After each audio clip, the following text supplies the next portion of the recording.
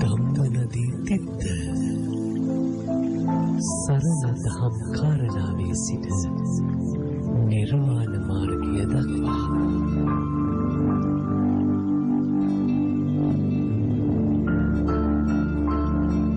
සම්මා සම්බුදු සරණයි පින්වත් ඔබ සැමට. පින්වත්නි, දෙලව වැඩපිනිස පිළිවෙත් පුරන පින්වත් ඔබ උදෙසා සංවේදනය කරන තවත් එක් සාධර්ම දේශනාවක් බෞද්ධ ආගුවන්විදුලියේ මහනුවර අස්කිරි ගෙඩිගේ රජමහා විහාරස්ථානයේ පිහිටි ප්‍රාදේශීය කාර්යාලය මූලිකත්වයෙන් ඔබ වෙත ගෙනෙන ධම්මනදී තිත්ත ධර්මදේශනා මාලාවේ තවත් එක් සාධර්ම දේශනාවකුයි මෙලෙස ආරම්භ වන්නේ. අද දවසේදීත් අප සියලු දෙනා කෙරෙහිත් සිටින් මේ උතුම් ධර්මදේශනාව පැවැත්වීමට වැඩම කොට වදාළ පූජනීය කෝරළයාගම සරණතිස්ස ගෞරවනීය ස්වාමීන් වහන්සේව අපි සියලු දෙනා নমස්කාර පූර්වකව පිළිගනිමු. සාදු සාදු සාදු. සද්ධර්ම දේශනාවේ සදැහැති දායකත්වයෙන් කටයුතු කරන්නේ මුරුතලාව පදිංචි හේමලතා මේදෙනිය මහත්මිය ඇතුළු ඒ පවුලේ පින්වත් පිරිසගේ සදැහැති දායකත්වයක් නැතිව. එසේනම් අපි සියලු දෙනා ගෞරවනීය දේශකයන් වහන්සේට নমස්කාර පූර්වක ආරාධනා කරමු මේ උතුම් සධර්ම දේශනාව මෙතෙන් සිට සිදු කරන්නට. සාදු සාදු සාදු. සමන්ත චක්කවාලේසු අත්‍රා ගච්ඡන්තු දේවතා සද්ධම්මං මුනි රාජස්ස සුනන්තු සග්ග මොක්ඛදං ධම්ම ශ්‍රවණ කාලෝ අයං බදන්තා ධම්ම ශ්‍රවණ කාලෝ අයං බදන්තා ධම්ම ශ්‍රවණ කාලෝ අයං බදන්තා. නමෝ තස්ස භගවතු අරහතු සබ්බ ධම්මේසු අප්පටිහත ඥානචාරස්ස දස බලධරස්ස චතු වේසාරජ්‍ය විසරදස්ස සබ්බ සත්තුත්තමස්ස ධම්මිස්ස රස්ස ධම්ම රාජස්ස ධම්මස්සාමිස්ස තථාගතස්ස සබ්බඤුනෝ සම්මා සම්බුද්දස්ස. නමෝ තස්ස භගවතු අරහතු සබ්බ ධම්මේසු අප්පටිහත ඥානචාරස්ස දස බලධරස්ස චතු වේසාරජ්‍ය විසරදස්ස සබ්බ සත්තුත්තමස්ස ධම්මිස්ස රස්ස ධම්ම රාජස්ස ධම්මස්සාමිස්ස තථාගතස්ස සබ්බඤුනෝ සම්මා සම්බුද්දස්ස. නමෝ තස්ස භගවතු අරහතු සබ්බ ධම්මේසු අප්පටිහත ඥානචාරස්ස දස බලධරස්ස චතු වේසාරජ්‍ය විසරදස්ස සබ්බ සත්තුත්තමස්ස ධම්මිස්ස රස්ස ධම්ම රාජස්ස ධම්මස්සාමිස්ස තථාගතස්ස සබ්බඤුනෝ සම්මා සම්බුද්දස්ස.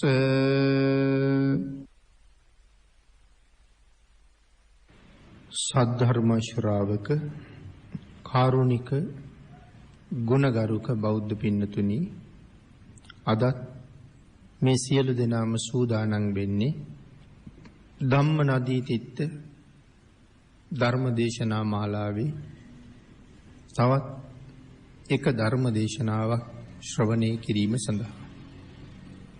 මේ ධර්ම දේශනාව ඔබට ශ්‍රවණය කරන්න දායකත්වයේ දරන සත්පුරුෂ දායක පිරිස උතුම් වූ ධර්ම දානමය පුණ්‍ය කර්මයේ මුදුන්පත් කර ගන්නවා.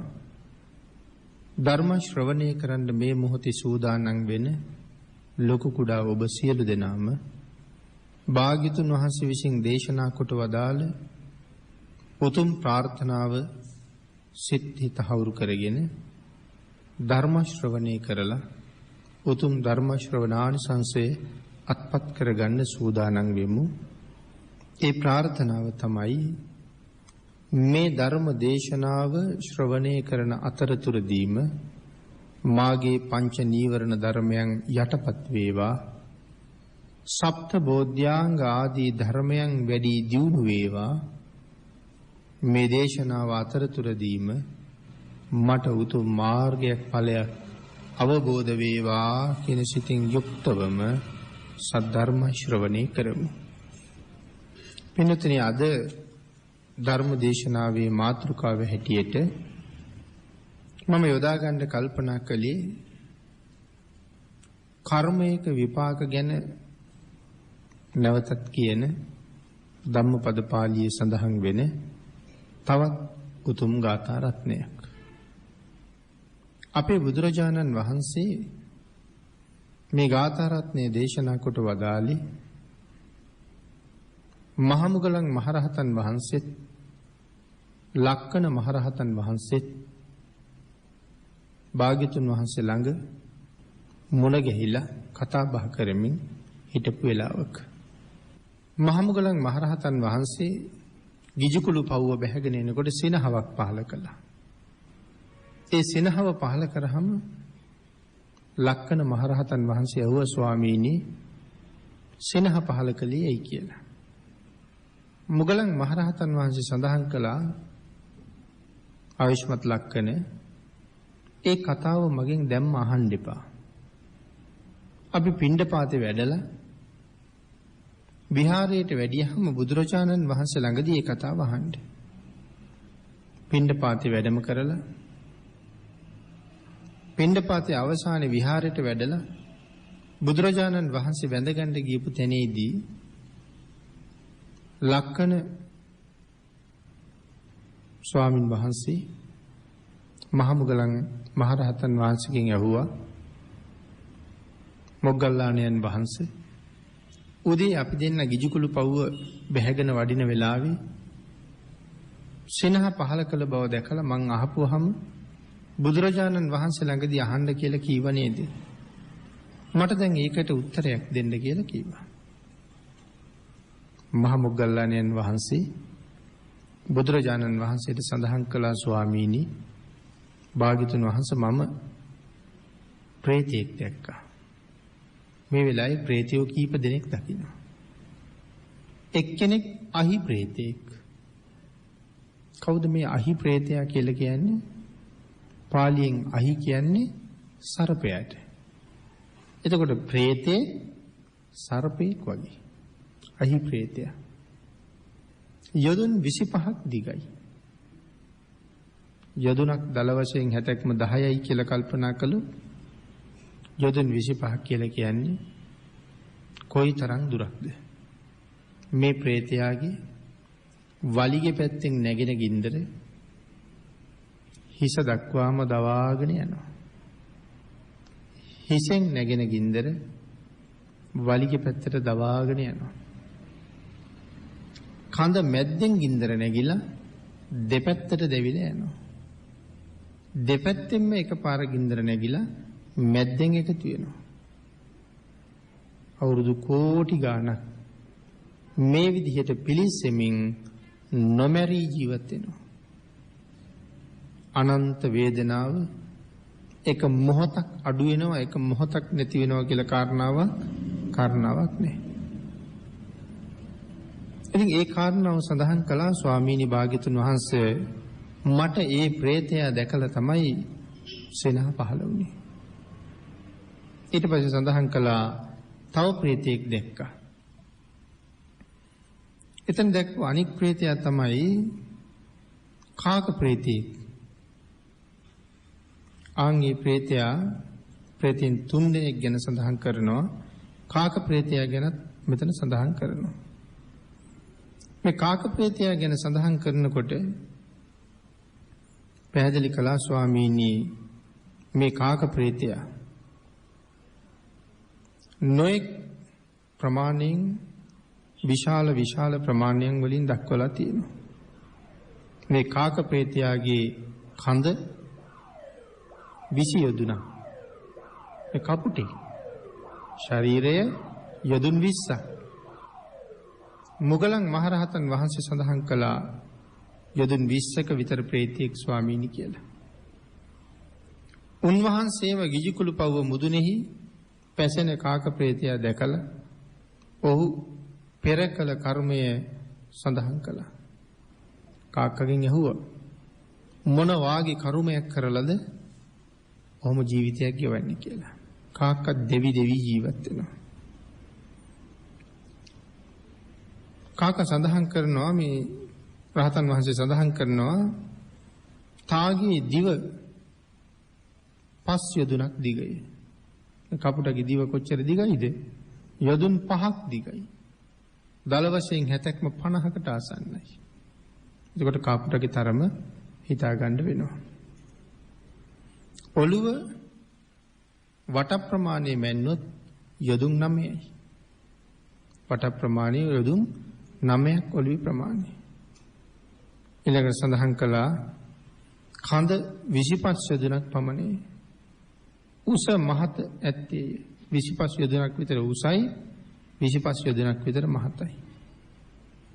කෙබඳු පෞකමක් සිද්ධ කරපු නිසා මේ තරම් බිහිසුණු දුකකට පැමිණියේද අහපුවාම ඔහු සඳහන් කරනවා ස්වාමීනි මම කාශ්‍යප බුදුරජාණන් වහන්සේගේ කාලේ සංඝයාට සදහවතුන් විසින් දුන්න බත් හොරා කෑවා.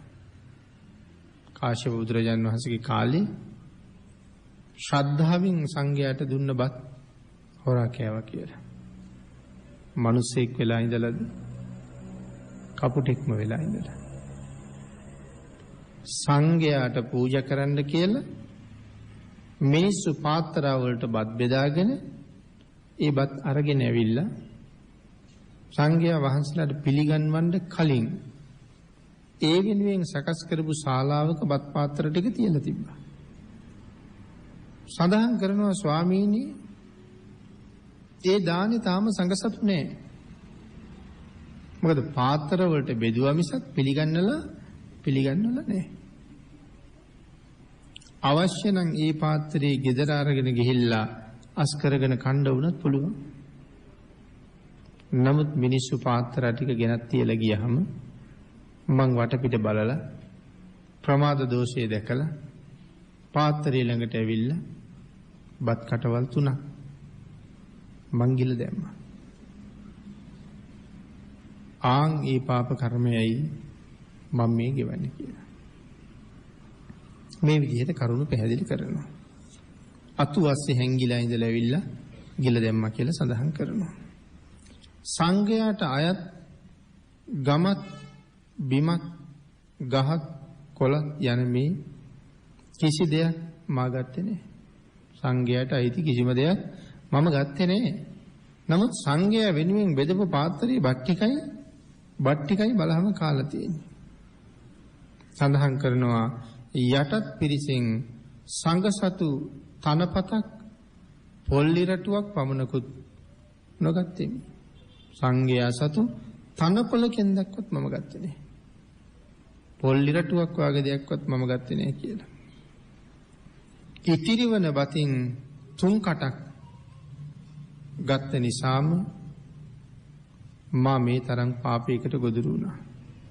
මම අන්තක් කල්පයක් මෙසේ ආයු ඇතිව අවීචියේ ඉපිද එහි ආයු පමණින් පැසී තවත් ඒ පව් ටිකක් ඉතිරි වූ බැවින් මේ ගිජුකුළු පව්වෙහි කාක ප්‍රේතයෙක්ව ඉපදිලා දුක් විඳිනවා. මේ ඉන්නේ අවීචියේ ගිහිල්ලා ඇවිල්ලා. ඉතුරු වෙච්ච ටිකක් තිබිලා තමයි පෙරේතෙක් වෙලා මේ දුක් විඳින්නේ.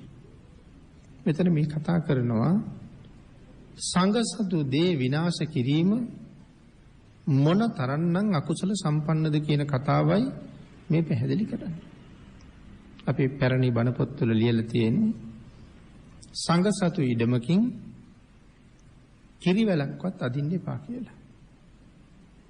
සංඝසතු ඉඩමකින් අවසර නැතුව කෝටු කෑල්ලක්වත් කපන්න එපා කියලා.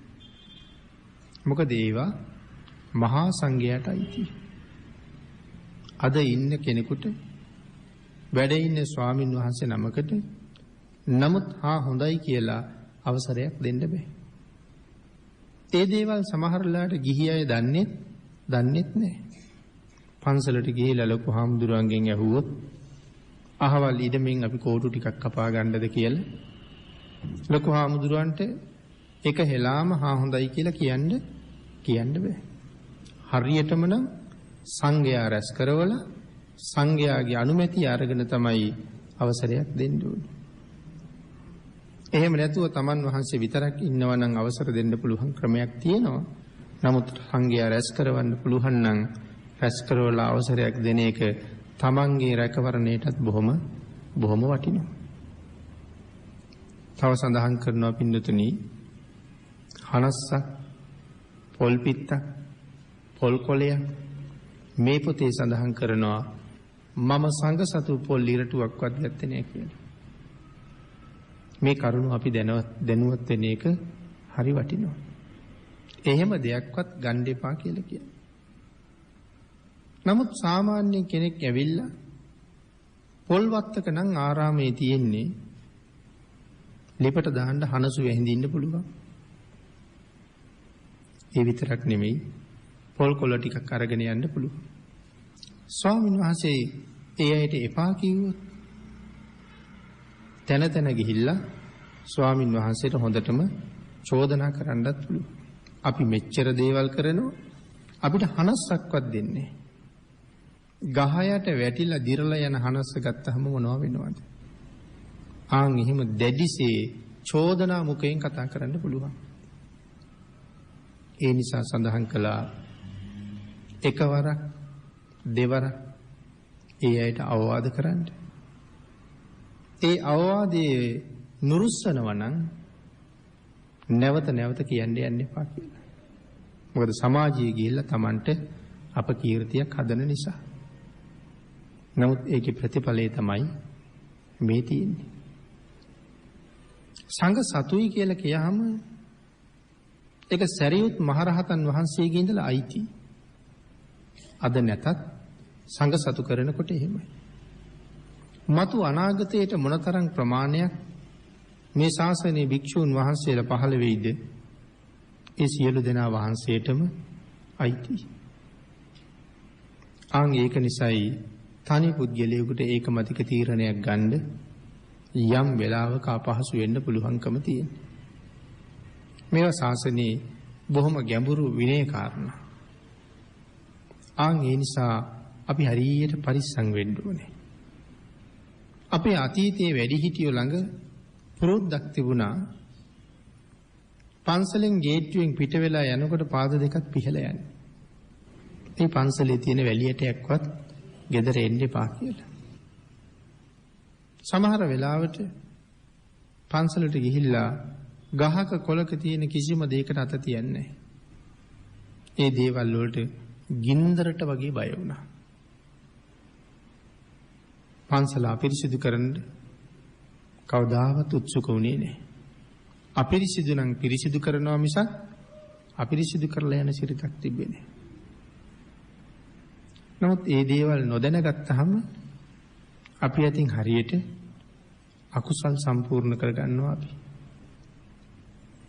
එතකොට මේ කාරණාවත් එක්ක මෙතන කාක ප්‍රේතයා ගැනත් සඳහන් කළා, අහි ප්‍රේතයා ගැනත් සඳහන් කළා. අහි ප්‍රේතයා ගැන සඳහන් කරනකොට මුගලන් මහරහතන් වහන්සේ මේ අහිප්‍රේතයා දැකලත් සිනහ පහල කළා. සිනහ පහල කළේ අහිප්‍රේතයා දැකලා. මේ කතාව කියන්න ගියපු නිසා තමයි කාක ප්‍රේතයා ගැන සඳහන් කළේ. ඉතින් උන්වහන්සේ සඳහන් කළා මේ අහිප්‍රේතයත් 25 යොදුනක් විතර දිගයි කියලා. අපේ බුදුරජාණන් වහන්සේ සඳහන් කළා මහණෙනි මොග්ගල්ලාණන් කී කතාව ඇත්තයි. මමත් බුදු වෙච්ච දාම මේ අහිප්‍රේතයා දැක්කා. හැබැයි අද වෙනකන් කාටවත් මම කීවේ නෑ. ඇයි මේක පිළිගන්න බෑ කාටවත්? බුදු මුවින් දේශනා කරපු යම් වචන මාත්‍රයක් පිළිගන්න බැරි නම් ඒක විශ්වාස නැත්තම් ඒක භාග්‍යතුන් වහන්සේ පිළිබඳව ඔහුගේ හිතේ තියෙන සැකයක්. ඔහුට බුදුන් සරණ නෑ. අන් ඒ නිසා මම මේ කතාව කීවේ නෑ. නමුත් දැන් මොග්ගල්ලාණන් මට සාක්ෂියට ඉන්නවා. ඒ හින්දා මම කියනවා මම බෝධි මූලයේදීම මේ අහිප්‍රේතයව දැක්කා කියලා. මේ වෙලාවේ සඳහන් කළා ඔබලා කෙරෙහි අනුකම්පාවෙන් ඒ වගේ මෙතෙක් නොකිය හිටියත් මම අද මේ කාරණාව සඳහන් කරනවා සාක්ෂියක් ඇති නිසා. බුදුරජාණන් වහන්සේ භික්ෂුන් වහන්සේලාට සඳහන් කරනවා නැවතත් මහණෙනි පෙර බරණැස් නුවර වැසියෝ ඒ නගරයේ ගොදුරු ගමක් කරගෙන ගම් ඉවුරක පසේ බුදුරජාණන් වහන්සේ නමක් වෙනුවෙන් පන්සලක් හදලා දුන්නා. නගරයේ ගොදුරු ගම කරගෙන ගංගා තීරයේ පසේ බුදුරජාණන් වහන්සේට පන්සල හදලා දුන්නා. එතකොට පන්සලට වඩින්නේ මේ කුඹුරක් හරහා. මේ පිරිස් කුඹුරු වැඩ කරන කාලෙට මිනිස්සු කුඹුර හරහා පන්සලට යනවට හරි අකමැති. මේ අය කල්පනා කළා මේ පන්සල තියෙන හින්දා තමයි මේ කරදරේ. මේ පන්සල විනාශ කරලා දැම්මොත් මේ කරදරේ නැතුව යනවා.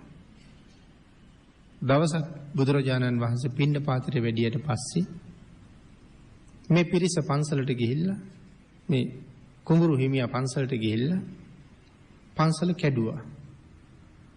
කඩලා ගිනිබත් කළා.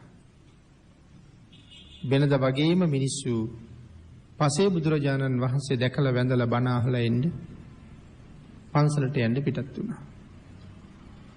පසේ බුදුරජාණන් වහන්සේ පිණ්ඩපාතේ කරගෙන වැඩම කරාම පන්සල විනාශ කරලා. උන්වහන්සේ වෙනත් ප්‍රදේශයකට අහසින්ම වැඩියා. නමුත් මිනිස්සු ඇවිල්ලා බලහම බුදුරජාණන් වහන්සේ නෑ. එතකොට පසේ බුදුරජාණන් වහන්සේ වැඳලා පුදලා බණ අහලා ඉන්න ගියා කියලා කියහම පසේ බුදුරජාණන් වහන්සේලා බණ කියන්නේ නේද කියලා කෙනෙක් හිතන්නත් පුළුවන්. පසේ බුදුරජාණන් වහන්සේලාට ධර්ම දේශනා කරන්න හොඳට පුළුවන්. පසේ බුදුරජාණන් වහන්සේලා ධර්ම දේශනා කරපු තැන් ගැන අපේ ත්‍රිපිටකයේ බොහෝ තැන්වල සඳහන් කරලා තියෙනවා. මේ පිරිස ගිහිල්ලා බැලුවා. ඉතින් බුදුරජාණන් වහන්සේත් නෑ. පන්සලත් දෙවිලා. මේ අතරේ අර ගිනි තියපු පුද්ගලයාත් ආවා. ඇවිල්ලා කීවා මමයි පන්සල පිච්චුවේ කියලා. ඇයි ඒ කියලා ඇහුවා.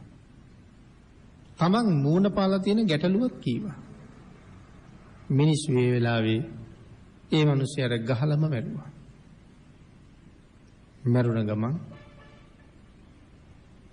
නිරයවල් වල දුක් විඳලා මේ වාගේ പ്രേතාත්මික ආයිපදුණා. අන්න ඒ പ്രേතයා තමයි මේ අහි പ്രേතයා. 25 යොදුනක් දිගයි. ගින්දරෙන් හැම වෙලාවෙම පිච්චෙනවා. මේ කාරණාව ගැන හර දක්වලා අපේ බුදුරජාණන් වහන්සේ නහි පාපං කතං කම්මං සජ්ජු කීරංව මුච්චති දහන්තං බාලමන් වේති බස්මච්ඡන්නෝව පාවකෝති මේ ගාථා රත්නේ දේශනා කළා. යමෙක් විසින් කරන ලද පාප කර්මය දෙව් අවස්ථාවේම මිදෙන්නේ නැති කිරි වගේ. කරපු අවස්ථාවේම විපාකයට අකුසලයේ නොපෙරළෙන නිසා අලු වලින් වැසුණු ගින්නක් වගේ පාපී පුජ්‍යලයා දවමින් පිටිපස්සෙන් ලුහු බඳිනවා කියලා සඳහන් කළා. නහි පාපං කතං කම්මං සජ්ජු කීරංග මුච්චති. වෙනතර මේ කාරණාව නහි පාපං කතං කම්මං කියලා සඳහන් කරාම කළ පාප කර්මය ඒ කළ කෙනෙහිම විපාක දෙන්නේ නැති බව සඳහන් කරනවා. මේ ජීවිතේ මිනිස්සු ඕන තරම් පව් කරනවා. සාමාන්‍ය නෙමේ හරි භයානක පව් කරනවා මිනිස්සු. කොයි තරම් භයානක කර්ම මිනිස්සු රැස් කරනවද?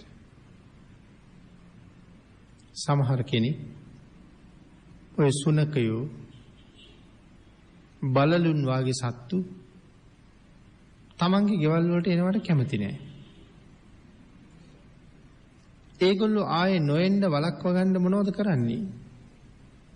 නිතර එහෙම සත්තු එනවනම් හොඳ වතුර මුට්ටියක් පස්සලා තියාගෙන ඉඳලා එනකොට උණු වතුර ගහනවා. බොහොම උජාරුවට ගිහිල්ලා අල්ලපු ගෙදර කට්ටියටත් කියනවා උණු වතුර ටිකක් ගහන්නකෝ. එතකොට ආයේ එන්නේ නැහැ කියලා. ගහන්න ඕනේ හැටි, ගහන්න ඕනේ තැන් ඒවත් කියනවා. ශරීරයේ හරි සියුම් තැන් වලට හොඳට පිච්චෙන තැන් වලට උණු වතුරෙන් පහර දෙනවා ඇති. නමුත් හිතනවාද මේ කර්මය කොච්චර භයානකද කියලා? ඒක ඒ වෙලේ විපාක දෙන්නේ නැහැ. ඒකින්ද දැනෙන්නෙත් නැහැ. නමුත් මේක විපාක දෙන්න ගත්තාම මුලින්ම ලෝධියේ හැලියවල් වල බහැලා විපාක දෙයි. ඊට පස්සේ තවත් නොඑක් ආත්මවල ඉපදෙලා අනන්ත විපාක හම්බ වෙයි. කවදා හරි දවසක මනුස්ස ලෝකෙක ඉපදුනත් උණු වතුරෙම තැම්බි මෙරළෙයි. ඒක කර්මයක් කොයි තරම්නම් භයානකද? මහරහතන් වහන්සේ නමක් තෙල් කටාරමේ දාලා පුච්චපු වෙලාවේ අවශ්‍ය නම් නිරෝධ සමාපත්තියට සමවැදිලා තෙල් කටාරමේ වැඩ ඉන්න තිබ්බ පිච්චෙන්නේ නැති. නමුත් රහතන් වහන්සේ බැලුවා ඇයි මට මෙහෙම විපාකයක් දෙන්නේ? හුඟක් ඈත කාලේ පුංචි සිද්ධියක් තමයි මුල් වෙලා තියෙන්නේ. ඒ හුඟ ඈත සංසාරේ ගොපල්ලි. ගොපල්ලා කිරි දවාගෙන ඇවිල්ලා කිරි මුට්ටිය උණු කරනවා. හදිසියෙම මැස්සෙක් වැටුණා. හැන්දෙන් අරන් අහක දාන්න තිබ්බා. නමුත් කම්මැලිකමට එහෙම්මම කාල් ගාලා දැම්මා. ඒ කර්මයේ තවත් අවශේෂ භාගයක් රහත් වෙලත් මේ විඳවනවා. එයා කිරි මුට්ටියේ මහරහතන් වහන්සේ විඳවන්නේ තෙල් ඇතිවි. එහෙමනම් මෙහෙම උණු වතුර ගහන්න ගියහම කොහොම විපාක දෙයිද කියන කාරණාවල් හිතා ගන්නවත් බැරුව යනවා. ඒ නිසා කර්මය කියන ධර්මතාවය ඊ타ත්ම බලවත්. තව සමහර අය තව සත්තුන්ට කරන අපරාධ දැක්කහම මේ දේවල් ආත්ම කෝටි කීයක විපාක දීලා කොහොම විඳවලා ඉවර කරයිද කියන දේවල් හිතා ගන්න බැරි තරම්. එතකොට අපි අර කාක ප්‍රේතයා ගැන කතා කරනකොට කපුට සඳහන් කළා මේ සංඝසතු දේව උනේත් නෑ නමුත් පාත්‍රයෙන් බත් කෑවා කියලා. වර්තමානයේ ඊට වඩා හුඟක් භයානක දේවල් දකින්න තියෙනවා. බිම්බිසාර රජුරුවන්ගේ ඥාති ප්‍රේතයින්ට වෙච්ච දේ අපි අහලා ඇති. එතන කොහොම කතාවක්ද තියෙන්නේ? පෙරත් දන් දෙන ස්වාමියා බිම්බිසාර රජුරුවමයි. නමුත් හදිස්සි කටයුත්තකට යන්න වුණා. ඒ හින්දා තමන්ගේ ඥාති පිරිසට කිව්වා මේ සියල්ල සූදානම් කරලායි තියෙන්නේ සංඝයා වැඩිවම දන් දෙන්න කියලා. පුංචි ළමයි ඇඬුවා. සංඝයාට දෙන්න ඉස්සලා ළමයින්ට දුන්නා. තමනුත් කෑවා. සංඝයා වෙනුවෙන් වෙන් කරපුවා. ඒක නිසා තමයි මේ බුද්ධාන්තර ගණනාවක් මේ විදිහට දුක් විඳින්නේ. වර්තමානයේ ওই දේවල් ඔහොමම වෙනවා. ඒ බණ අහන්නේ නැහැ. කර්මයේ කර්මඵලයේ ගැන දන්නේ නැහැ. අකුසල් රැස් කරගන්නවා සීමාවක් නැතුව. සමහර වෙලාවට බොහෝම ශ්‍රද්ධාවෙන් සංඝයා වෙනුවෙන් පිළියෙල කරගෙන එන ප්‍රණීත අතුරුපස වර්ග, ව්‍යංජන වර්ග සමහර අය පින්කමේ කොහාටවත් යොදන්නේ ඒවා සංගවලා තියෙනවා. සියලුම කටයුතු ඉවරලා ස්වාමින් වහන්සේලා වැඩලා අනික් මිනිස්සුත් කෑම බීම අරගෙන පිටත් වුණාට පස්සේ තමන් යනකොට සංගවපු දේවල් අරගෙන යනවා. එහෙම නැත්නම් තමන් කෑම කනකොට ඒ දේවල් අරගෙන ඒ අය භුක්ති විඳිනවා.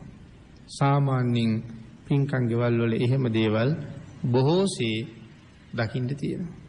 නමුත් කී කාලයකට කොහේ යන්න හිතාගෙනද කියන කාරණාව තේරෙන්නේ නැහැ. අනිත් කාරණාව තමයි පින්නතුනි අපි ඒ වාගේ පින්කම් කරනකොට භික්ෂුන් වහන්සේලා වළඳලා නමුත් ඉතුරු වෙන ආහාර පාන තියෙනවා. ඒ දේවල් නමුත් අපේ පරිහරණයට ගත්තත් අවේලාවනි කියලා භික්ෂුන් වහන්සේලාගෙන් විමසලා පරිහරණයට ගන්න එක හරි වටිනවා. මොකද සංඝසතු වෙච්ච ආහාර කොටස් මධ්‍යාහණයෙන් පස්සේ සංඝයාට කැප නැති බව ඇත්ත. නමුත් අවසරයක් ඉල්ලන්න ඕනේ ස්වාමීනි මේ ඉතුරු ආහාර පානවලට අපි මොනව කරන්නද කියලා. ඔබලා කැමති දෙයක් කරගන්න කිව්වොත් අපිට ඕන දෙයක් කරන්න පුළුවන්. නමුත් විහාරයට යවන්න කිව්වොත් අපි අනිවාර්යෙන් යවන්න බැඳලා ඉන්න ඕනේ. ඒ හින්දා එහෙම කියයිද නැද්ද කියලා දන්නේ නැති නිසා විශේෂයෙන්ම විමසලාම තමයි අපිට ඒ සම්බන්ධයෙන් කටයුතු කරන්න වෙන්නේ. ඒ වාගේ කාරණා පිළිබඳව මනාව දැනුවත් වෙන එක නොදැනම නිරේට හැදෙන පාරවල් වහගන්න ලැබෙන අවස්ථා. නිතර නිතර බණ අහනවා නම් මේ දේවල් දැනගන්න ලැබෙනවා. බණ අහන්නකේ වටිනකම එතකොට හොඳට තේරෙනවා. ඊළඟට මෙතන සඳහන් කළා බාලං අන්ත්වේති බාලයා ලුහු බැඳ පස්සෙන් යන්නේ. දහන්තං බාලමන් වේති කියන එක බාලං අන්ත්වේති කියලා සඳහන් කරනවා. බාලයා ලුහු බැඳ පස්සෙන් යන්නේය. බස්මච්ඡන්නෝව පාවකෝ අලු වලින් වැසුණු ගින්නක් වගේ. කවුද බාලයා ලුහු බැඳගෙන පස්සෙන් යන්නේ? ඔහු විසින්ම රැස් කරගත්ත අකුසල කර්ම. බාලයා කියන්නේ අඥානය. අඥානයගේ පසුපස්සෙන් මේ අකුසල් එළවගෙන යනවා. නිරේත් විපාක දෙනවා. අවශේෂ කර්මයේ പ്രേත ලෝකෙත් විපාක දෙනවා. තව කර්ම තිරිසන් ලෝකවලත් විපාක දෙනවා. එහෙම විපාක දෙදී ආයේ ලේසියෙන් ළඟක සුගතියකුත් නැහැ. නැවත කර්ම රැස් වෙවි විපාක දෙනවා. හරියට නිකන් අලු යට තියෙන ගිනි අඟුරු වගේ. අලු ගොඩෙන් වැහිලා තියෙනකොට මොකවත් නැහැ වගේ තමයි පේන්නේ. නමුත් අඩිය තියපු ගමන් යට අඟුරු තියෙනවා. අද අපිත් මෙහෙම ඉන්නකොට පෙර ඒ වාගේ කරපු කර්ම නැහැ වාගේ තමයි අපිත් හිතාගෙන ඉන්නේ. නමුත් අපි කොයිතරම් භයානක දේවල් කරලා ඇද්ද? යකඩ රත් කරලා සත්තුන්ගේ ඇඟේ තියලා ඇති. අපිත් අර වගේ එනකොට උණු වතුරෙන් පහර දීලා ඇති. තවත් ඊට වඩා රත් කරපු තෙල් වලින් පහර දීලත් ඇති. තාමත් ඒ කර්ම අපිට විපාක නොදුන්න නිසා තාම මෙහෙම ඉන්නවා. කවුද දන්නේ තෙල් චාත්තියක් හැලිලා පිච්චිලා මැරෙයිද කියලා? කවුද දන්නේ උණු වතුර හැලියක් වැටිලා භාගයක් පිච්චෙයිද කියලා? සමහරලාට පිච්චෙනවා. උයාගත්ත ව්‍යංජනයේ බිම බාලා තියෙනකොට කකුල උඩ හැලිලා පාද පිච්චිලා යනවා. තේ වතුරක් කරන්න ගත්ත වතුර කේතලේ සමහරලාට ඇඟේ හැලෙනවා. මේවා අපි හිතන්නේ නැහැ පෙර සම්බන්ධයක් තියෙනවා කියලා.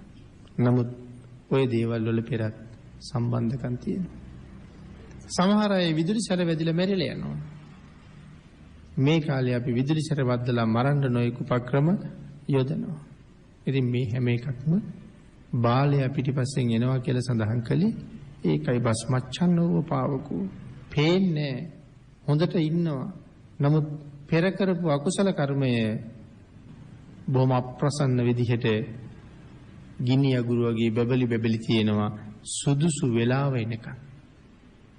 ඒ වෙලාව ආපුවහම විපාකය බොහොම බිහිසුනේ. හැබැයි පින්නතුනි එදා බාලයෙක් හැටියට අකුසල් කළා.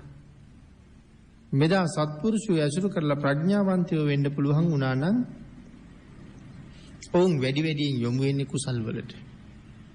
මොනතරම් බර අකුසල් තිබුණත් ඒව ඈත් කරන්න බැරි වෙයි. නමුත් වැඩියෙන් කුසල් කරනකොට මෙහි කුසලයේ ශක්තිය බලවත් වෙන්න අර අකුසල් වලට එන්න පුළුවන් කමක් නැති වෙනවා. ඒ පුද්ගලයා බලවත්. ආන් ඒ හින්දා ඊළඟ භවයක නමුත් විපාක දෙන්න ඒක එහෙමම තියෙනවා. නැතුව යන්නේ නැහැ. මේ ජීවිතේ බැරි වුණොත් ඊළඟ ජීවිතේ හරි ඒකේ පලිය ගන්නවා. අකුසලය විසින්. කුසලයේ බලවත් කරගෙන ඔය අතරතුර මාර්ගඵලයක් ලබන්න පුළුවන් වුණා. අන්න එදාට අර අකුසල් ඔක්කොම ඇකිලිලා යනවා කියලා කීවට සතර අපායට ගෙනියන ප්‍රමාණය විතරයි ඇකිලෙන්නේ. සෝවාන් මාර්ගයේ ලැබුවත් තව ආත්ම 7ක් උපදිනවා. අන්නේ මනුස්ස ලෝකේ උපදිනකොට උණු වතුර හැල්ලා පිච්චෙන්න පුළුවන්. ගිනි අඟුරු ගොඩේ වැටිලා පිච්චෙන්න පුළුවන්. ඒක නිසා සතර පායට ගෙනියන්නේ. හැබැයි නිවන් දකින්න තුරු මෙලව දෙන්න තියෙන විපාක ඒකාන්තයෙන් විපාක දෙනවා. නමුත් මෙලව විපාක දෙන එකට මොනව හරි කරගන්න පුළුවන් වෙයි.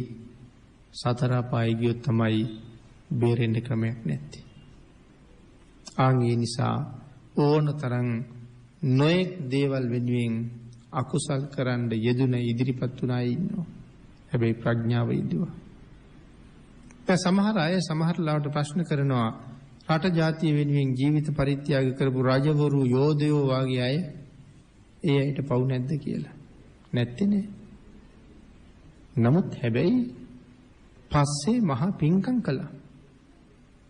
ඒ කුසලයේ බලය නිසා සමහර අය දෙව්ලොව ගියා. ප්‍රඥාවන්තයි දෙව්ලොව ගියත් නිකන් ඉන්නේ එහෙත් පිං කරනවා.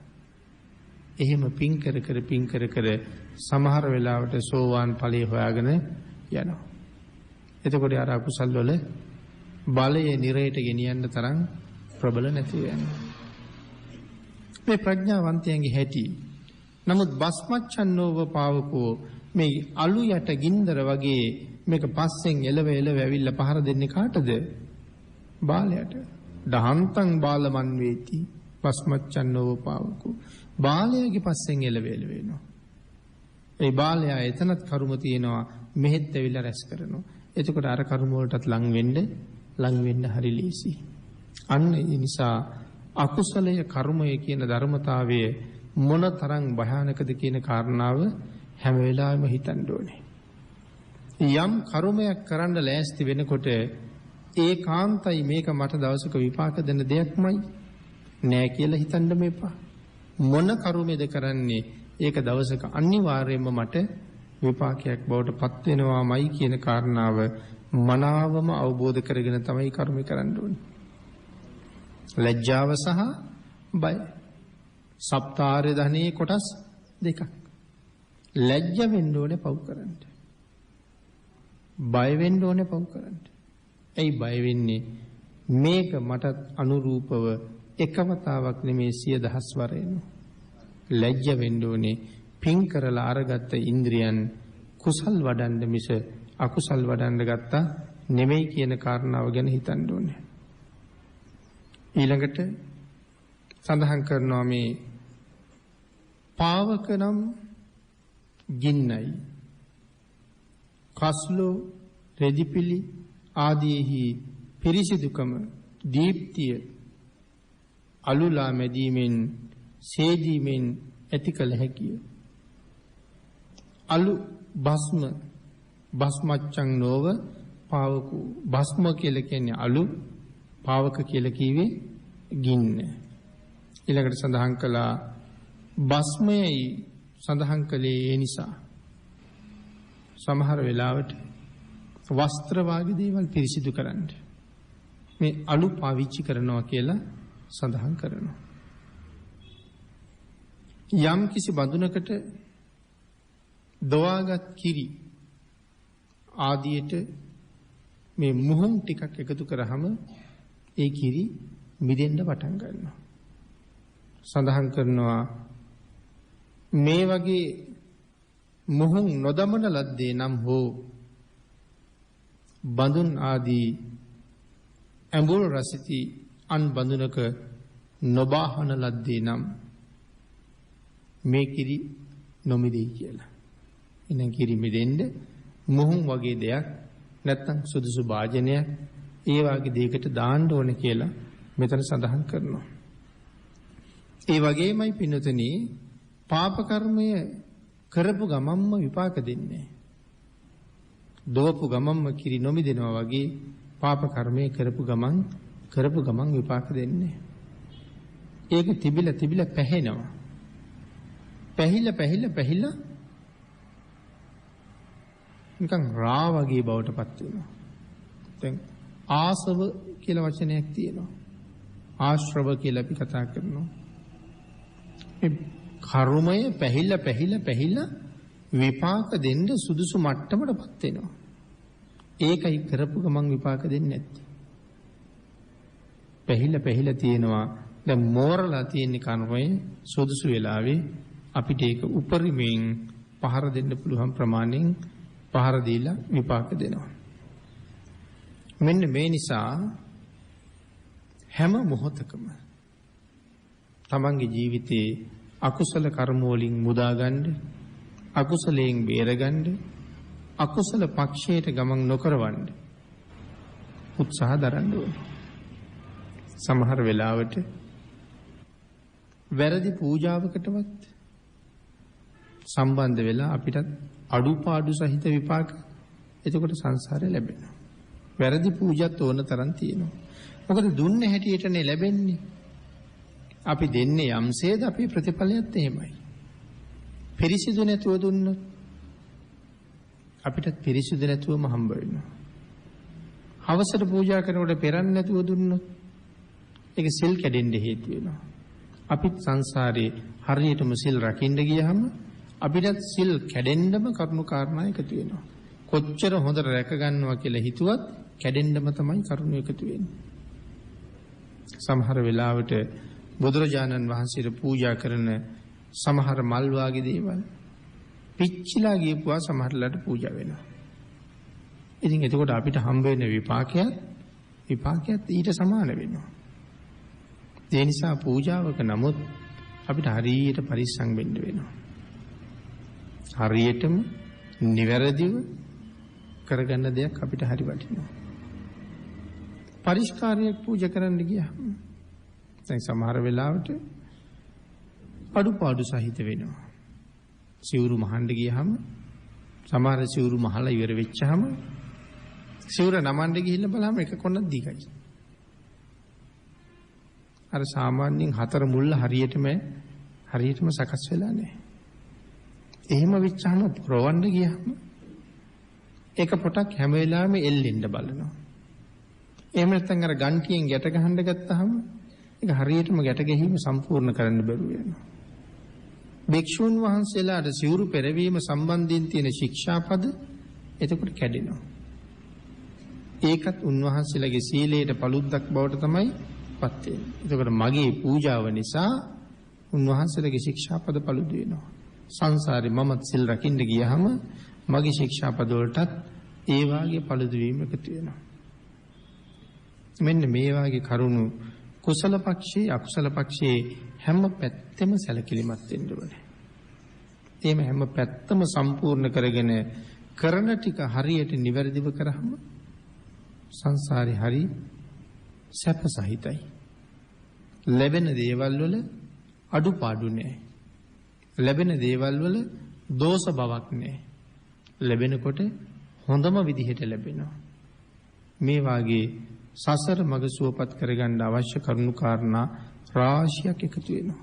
එහෙනම් කුසල කර්ම කළත් අකුසල කර්ම කළත් කර්මයක් එකතු වෙනවා. කුසල කර්ම තුලත් අයිති විපාක එකතු වෙනවා. අන්න ඒ නිසා හැම වෙලාවෙම මේ අකුසලය ගරු වෙන්න හැදුවත් හැබැයි කුසලයේ හරි බලවත්. පවට වඩා පින හරි බලවත්. ඒ නිසා ටිකක් කරගත්තත් පිනෙන් ලොකු රැකවරණයක් තියෙනවා. හැබැයි එහෙම දේශනා කළා කියලා අපි පින්තුන් පින් ටිකක් කරන්න යමු වෙන්න එපා. මොකද පෙර අපි කරගත්ත අකුසලය මොනතරම් බලවත්ද කියලා මෙදා දන්නේ නැති නිසා. කරන්න ලැබිලා තියෙනවා නම් උපරිමය කරනවා මිසක් ඒක කිසිසේත් අඩු කරන්නේ නැතුව කටයුතු කරන එක හරිම වටිනවා. අන්න එහෙම රැස් කරගත්ත කුසල කර්මයක් මේ ජීවිතෙන් සුගතියට යවයි. ප්‍රඥාව තිබුණොත් සුගතියෙන් සුගතියට යන්න මඟ හදයි.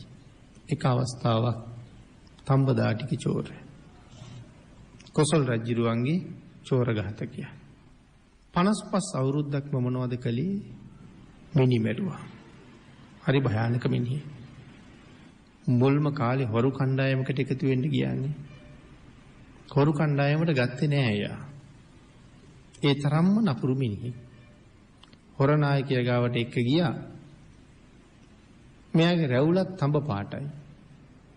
ඉතින් හොර නායකයා කිව්වා මූණ දිහා බලලා මෙයා අපේ කණ්ඩායමට අරගෙන බෑ කියලා. තමන්ගේ පිරිස අය තරහ වෙන්නත් පුළුවන් ඒගොල්ලෝ එක්ක යන්නේ. ඒ හින්දා හොර නායකයා කියනවා මොහු හරි දරුණු පුද්ගලෙක්. ඒ කියන්නේ හොර නායකයා හරි ප්‍රඥාවන්තයි. ඔහු මහා පුදුම ප්‍රකාශයක් කරනවා මේ මිනිහා කොච්චර දරුණුද තමන්ට ජීවත් කරන්න අම්මා කිරිපුවපු පියවුර කපලා කණ්ඩ හිතුනොත් ඒක කරන මිනිහෙක් මේ. ඒ හින්දා අපි ගාවට ගැලපෙන්නේ නැහැ කියලා.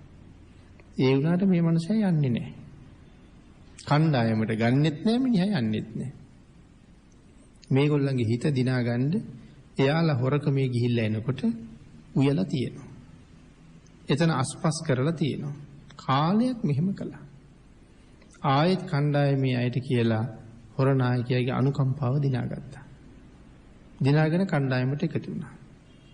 දවසක් කණ්ඩායම රජුරවන්ට අහු වුණා. 500ක් ඉන්නවා 500ම අහු වුණා මෙයත් එක්ක 501යි. රජුරව හොර නායකයාට කතා කළා. කතා කරලා කිව්වා උඹට පුළුවන් නම් උඹේ අනික් පිරිසේ 500 දෙනාම බෙල්ල කපලා මරන්න. ඔබ මරන්නේ නැහැ.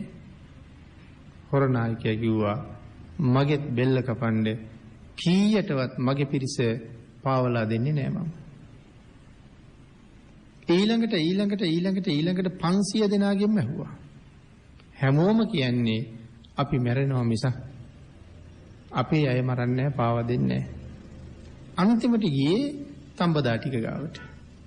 මේ හැම එක්කෙනෙකුටම රහසින් ගෙන්නලා අහන්නේ අරයගෙන් රජ්ජුරුව එහෙම අහලා බව අනික් කට්ටිය දන්නේ නැහැ. රහසින් අහන්නේ. තඹදාටිකත් ගෙන්නවල ඇහුවා. උඹ ඉතුරු කරනවා උඹට ජීවිත දාණය දෙනවා. උඹට පුළුවන් ද මුම් 500 මරන්න? හා කිව්වා. හොරනායකයා ඒකනේ කිව්වේ මෙයා හරි දරුණු මිනිහෙක්. 500 දෙනාම මැරුවා. අන්න එදා චෝර ඝාතක තනතුරු දුන්නා. එදා ඉඳලා 55 අවුරුද්දක් දංගෙඩියට යවන මිනිසුන්ගේ බෙල්ල කැපුවේ මෙයා. හැබැයි ඔය බෙල්ල කපනකොට එකපාර කපන්න ඕනේ. දෙපාරක් කොටන්න බෑ. දැන් වයසයි රාජපුරුෂයෝ දැක්කා දැන් කඩුවෙන් දෙතුන් පාර කොටනවා. රජුරවන්ට කීවට පස්සේ විශ්‍රාම දුන්නා. එදා හිතුණා අලුත් ඇඳුම් ඇඳලා හොඳට නාලා අලුත් ඇඳුම් ඇඳලා සුවඳ ගල්වලා අද හොඳ කැඳක් බොන්න ඕනේ කියලා මෙයා කැඳ බොන්න ආසයි. දරුවන්ට කැඳ හදන්න කිව්වා ඇඳුම් ගෙනත් දෙන්න කිව්වා. නාගන ඇවිල්ලා කැඳ කෝප්පෙත් තියාගෙන ඉඳගෙන ඉන්නවා පාර දිහා බලාගෙන. මේ වෙලාවේ සරියුත් මහරහතන් වහන්සේ පිණ්ඩපාතේ වඩිනවා. දැක්කහම ලොකු පැහැදීමක් ඇති වුණා. අනේ මගේ ජීවිතේ කවදාවත් දානේ වේලක් දීලා නැහැ. තව මොනවට ප්‍රමාද වෙනවද? උන්වහන්සේ පිණ්ඩපාතේ වඩිනවා. මම කැඳ කෝප්පයක් අතේ තියාගෙන ඉන්නවා. පූජා කරගන්න විතරයි තියෙන්නේ. ගිහිල්ලා ආරාධනා කරලා වැඩමවගෙන ආවා. කැඳ කෝපේ පූජා කළා. උන්වහන්සේ කල්පනා කළා බණ ටිකක් කියන්නත් හොඳයි. නමුත් හිත දිහා බැලුවා කීවොත් වැටහෙන මට්ටමේ ඉන්නවද කියලා. වැටහෙන මට්ටමේ ප්‍රඥාවක් තියෙනවා. ඒ වුණාට කැඳ බොන්න පුදුම තණ්හාවක් තිබ්බනේ. ඉතින් කැඳ කෝපේ පූජා කළාට කැඳ ගැන තව හිතේ තියෙනවා. ඒ හින්දා කිව්ව උපාසක මහත්තයා එහෙනම් ගෙට ගිහිල්ලා කැඳ ටිකක් බීලා එන්න කියලා. කැඳ බීලා ආපහු ආවට පස්සේ එයාට අනුශාසනාවක් කළා. ඒ ගැනත් පැහැදිලා රහතන් වහන්සේගේ පිටිපස්සෙන් පාරෙන් එහා පැත්තට යනකන් ටිකක් දුර ගියා. මගට ගිහිල්ලා ස්වාමීනි මට අවසරයි කියලා හැරුණා. හැරිලා ගෙදර එන ටිකට එළදෙනකගේ වෙස් ගත්ත යක්ෂණියක් මගදී ඇනලා මැරුවා. මැරෙනවත් එක්කම තව්තිසාවේ ගිහිල්ලා ඉපදුනා. එයි මේ තමයි ඒ වෙලාවේ හිතේ තිබ්බ චිත්ත ප්‍රීතිය. මහ රහතන් වහන්සේට දන් දීලා හිතේ තිබුණ ප්‍රීතිය. නමුත් අර අකුසල් කරපු මනුස්ස ඝාතනය ඉවරද? නෑ. ඒක ඊළඟ භවයේ කාය විපාක දෙනවමයි. කර්මයගේ හැටි එහෙමයි. දෙව්ලොව ගියපු චෝර ඝාතක දෙව්ලොවින් බනහලා පින් කරලා සෝවාන් වුණොත් එහෙම සතර අපායේ ගිහිල්ලා විපාක දෙන්න කර්ම ඉතුරු වෙන්නේ නැහැ. ඉතින් කොහොම කරගනීද කොහොම වෙයිද කියලා අපි දන්නේ නැහැ. නමුත් කොච්චර පව් කළත් කුසල කර්මයේ ඉස්සර වුණොත් ඒක හරි බලවත් කියන කාරණාව මෙතන සඳහන් කරනවා. පිළිතුරේ අපේ බණ පොතේ ධම්මපද පාළියම සඳහන් කරනවා විශේෂයෙන් එක තැනක පසේ බුදුරජාණන් වහන්සේ නමකට ආරක්ෂාව හදාපු එක සුනකේ අවස්ථා 7ක් මරණයෙන් බේරිලා. සුනකයා පස්සේ මැරිලා ළමෙක් වෙලා ඉපදෙනවා. සුගතියේ ඉඳලා ඊට පස්සේ මනුස්ස ලෝකෙට ඇවිල්ලා උපදිනවා. පෙර කරපු කර්මයක් නිසා ඒ ළමයා උපදින්නේ වෛශ්‍යාවකට. වෛශ්‍යාව පිරිමි ළමයිට කැමති නෑ. ඒ හින්දා ඉපදුනාට පස්සේ බැලුවා බලහම පිරිමි ළමේ කහල්ගොට්ට විසි කරලා ගියා. හැබැයි තව මිනිහෙක් පස්සෙන් එනකොට ළමෙක් දැක්ක මිනිහා ගෙදර අරන් ගියා. නගරේ ඉන්න සිටුවරයා රජමැදුරට යනකොට පොරෝහිත බමුණ හම්බුණා. අද දවසේ විශේෂත්වය මොකක්ද කියලා ඇහුවා. කිසිම දෙයක් නෑ. හැබැයි අද පිරිමි දරුවෙක් මේ නගරේ ඉපදුනා නම් ඔහු අනාගතයේ මේ නගරේ සිටුවරයා කියලා කිව්වා. හෙව්වා ඊට පස්සේ. මොකද තමන්ගේ බිරිඳත් දරුවෙක් ලැබෙන්න ඉන්නේ. තාම දරුවා බිහි කරලා නැහැ. හෙව්වා. කවුද ඉපදිච්ච පිරිමි දරුවා? අන්තිමට හම්බුණා කහල් ගොඩේ ඉඳලා ගෙනිහින් කියලා. ගෙනියපු මිනිහට සල්ලි දීලා ළඟට ගත්තා. කල්පනාව මගේ බිරිඳ ගැහණු දරුවෙක් බිහි කළොත් මොහුට විවාහ කරලා දෙනවා. මගේ බිරිඳත් පිරිමි දරුවෙක් බිහි කළොත් මොහු මරනවා. දෙකෙන් එකක් කරන්නයි තියාගෙන ඉන්නේ. අන්තිමට ඈත් බිහි කළේ පිරිමි දරුවෙක්. ඊට පස්සේ ආයෙත් අර දාසියට කිව්වා මෙයා ගෙනහිල්ලා ගව ගාලෙන් තියන්න. දොරටුව ගාව. ගවය ටික උදේ මැරියහම පෑගිලා මැරි. වෙනද අන්තිමට එන නායක ගවයා එදා මුලින්ම ඇවිල්ලා හරියටම ළමයා මැදි කරගෙන හිටගත්තා. ගවයෝ ටික දෙපැත්තෙන් ගියා. ගොපල්ලා බලහම ළමයි. ගොපල්ලා ළමයා ගෙදර ගෙනිච්චා. දාසි කිව්වා මැරුණේ නෑ. ගොපල්ලට සල්ලි දීලා ළමයා ගත්තා. උදේ පාන්දරම ගෙනහිල්ලා කරත්ත යන පාරේ තියන්න කිව්වා. ගල් සාත්තුවේ නායකයාගේ කරත්තේ ඉස්සරළම පිටත් වුණා. ඒ කරත්තේ ගියපු වෘෂභයෝ දෙන්නත් මේ දරුවා මැදි කරලා කරත්තේ හිටෙව්වා. අනික් කරත්ත ටික යන්න ගියා. එතනින් සාත්තු නායකයා ළමයා අරන් ගියා එයාට සල්ලි දීලා ගත්තා. ගෙනහිල්ලා අමු සොහනේ දාන්න කිව්වා. අමු සොහනේ දැම්මා. එළුව බලන කෙනෙක් එළුව අරන් යනකොට මේ දරුවා එලිච්ච එකකින් කිරිබොනවා. එදත් එළුව බලන කෙනා ළමයා අරන් ගියා. එයාටත් සල්ලි දීලා ආයෙ ගත්තා. ඊට පස්සේ වළං හදන්න එන මිනිස්සයාට කිව්වා මේ ළමෙක් ඉන්නවා මගේ ගෙදර මට ඒ ළමයා මරා ගන්න ඕනේ. එයාට බාර දුන්නා. මං හෙට ගෙදර එවනවා මේ ළමයා මරලා වළං පෝරණේ දාලා පුච්චන්න. හා කිව්වා. වළං කරුට සල්ලි දුන්නා. දැන් මේ ළමයා යනවා ලියුමත් අරගෙන. යනකොට බ්‍රාහ්මණතුමාගේ සිටුතුමාගේ ළමයා ගමේ ළමයි එක්ක සෙල්ලම් කරනවා. ඔට්ටු අල්ලලා පෙරදිලා. අනේ අයියේ මගේ ඔට්ටුව දිනලා දෙන්න. මං යනවා වළං ගෙදර කිව්වා. ඔය ලියුම මං දෙන්නම් ඔයා මං එනකන් සෙල්ලම් කරන්න කියලා ඒ ළමයා ගියා. වළංකාරයා ඒ ළමයා මරලා වළං පෝරණේ දැම්මා. සිටුතුමා ඒක දැනගෙන කෑ ගහගෙන එහෙ දුවනකොට කිව්වා කතා කරන්න දෙයක් නෑ වැඩේ හොඳටම කළා කියලා. මෙහෙම මරන්න හදපු අවස්ථා ගණනාවක බේරුණා. ඊට පස්සේ අන්තිමට ලියුමක් ලියලා දෙනවා තමන්ගේ මුදලිතුමාට මේ ළමයා මරන්න මේ ලියුම කියන ළමයා මරන්න. ළමයා මරන්න කියන අකුරු ටික ලියලා තියෙන කොළ කැල්ල තමයි අරන් යන්නේ. හැබැයි මෙයා පෙර කාලේ එක අවස්ථාවක මැරිලා පසේ බුදුරජාණන් වහන්සේ නමකට දන් දීදී ඔහුගේ බිරිඳ මොහුට පින් දුන්නා. ආන් ඒ බිරිඳ දෙව්ලොවෙන් චුත වෙලා ඇවිල්ලා දැන් අර මුදලිගේ ගෙදර දුව වෙලා ඉපදිලා. ලියුම දැකලා ලියුම අරගෙන ආපහු වෙනම ලියුමක් ලියුවා. මේ ලියුම අරගෙන එන කෙනා එයාට ගයක් හදලා දීලා ගේ වටේට හොඳ ප්‍රාකාරයක් බැඳලා ඔබේ දුව විවාහ කරලා දීලා කටයුතු ඉවර කරලා මට පණිවිඩේ වන්න කියලා. මරන්න කියපු ලියුම අරන් විසි කරලා ලියුවා. මුදලියේ ඔක්කොම කළා. මේ සේරම කර කොහොම හරි සිටු තනතුර දාවටම යනවා. මොකක්ද ප්‍රතිඵලේ? යහපත් කර්මයක් කරපු එක ඵලයක්. සුනකයෙක් වෙලා ඉපදිලා පසේ බුදුරජාණන් වහන්සේ නමක් ගෝපල්ලගේ ගෙදරට දානෙට එක්කේනෝ. බුදුරජාණන් වහන්සේ වෙනුවෙන් අනික් සත්තු පන්නන්න බුරනවා.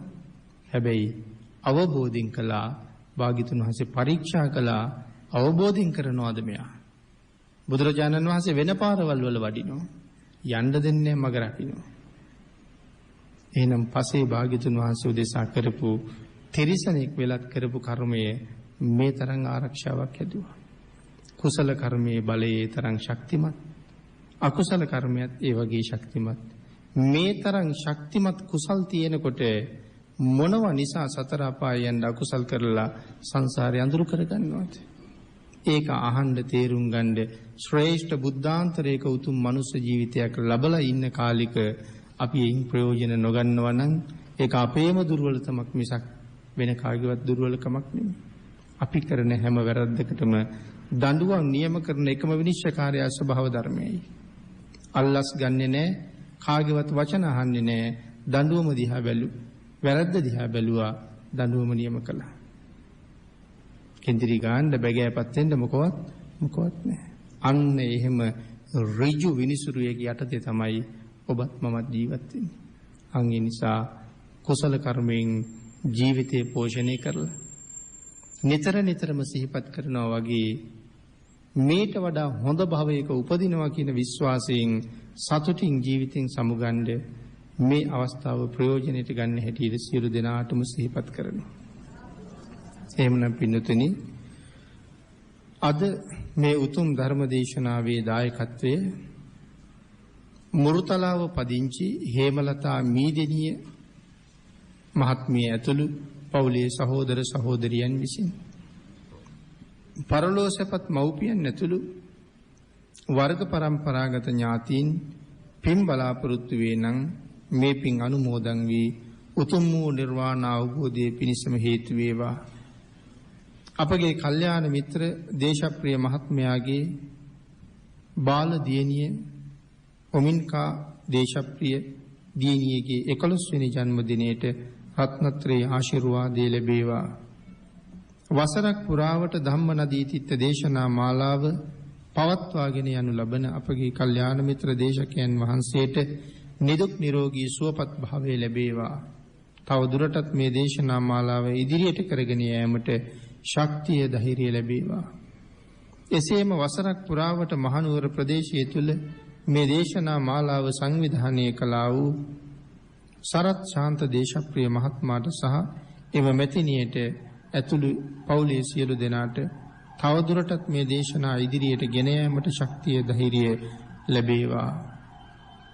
සියලු දෙනාටමත් සහභාගී වූ සියලු දෙනාටමත් පවුල්වල සියලු දෙනාටමත් මේ ධර්ම දේශනා ශ්‍රවණයෙන් සම්මා දිට්ඨිකත්වයට පත් වී නිවැරදි ප්‍රතිපදාවෙන් සියලු දුක් නිමා කර උතුම් වූ නිර්වාණ අවබෝධය සාක්ෂාත් කිරීම පිණිස සියලු දෙනාටම මේ කුසල් හේතු වේවා. ඒතාක් යන මගෙහි අපි සියලු දෙනාටම කෙලෙස් තවන වීරිය සති සම්පජන්‍ය වැඩිවීමට කායික මානසික නිරෝගී භාවය ලැබේවා. බෞද්ධ මාධ්‍ය ජාලයේ හිටපු සභාපති අපවත් වී වදාළ දරණාගම කුසල ධම්ම ස්වාමින් වහන්සේට පින් අනුමෝදන් වේවා. බෞද්ධ මාධ්‍ය ජාලයේ නව සභාපති අවසරයි බොරලන්දී වජිරඥාන ස්වාමින් වහන්සේ ඇතුළු කාර්ය මණ්ඩලයේ සියලු දෙනාටම මේ පුණ්‍ය ධර්මයන් අඩු නැතුව අනුමෝදන් වේවා කියලා හේමලතා මීදිනිය මහත්මිය විසින් පින් අනුමෝදන් කරලා ආශිර්වාද කරනවා. එතුමිය විසින් පින් අනුමෝදන් කළ සියලු දෙනාටම පින් අනුමෝදන් වේවා. ආශිර්වාද කළ සියලු දෙනාටම රත්නත්‍රේ ආශිර්වාදයෙන් නිදුක් නිරෝගී භාවයේ චිරජීවනයේ උදා වේවා කියලා ප්‍රාර්ථනා කරමු. හැම කෙනෙකුටම ඊ타ම ඉක්මන් භවයක ඊ타මත්ම කෙටි කාලයකින් සැප සහිත ප්‍රතිපදාවකින් උතුම් චතුරාර්ය සත්‍ය ධර්මය අවබෝධ කර ගැනීම සඳහා මේ පුණ්‍ය කර්මයන් හේතු වාසනා වේවා කියලා ප්‍රාර්ථනා කරමු.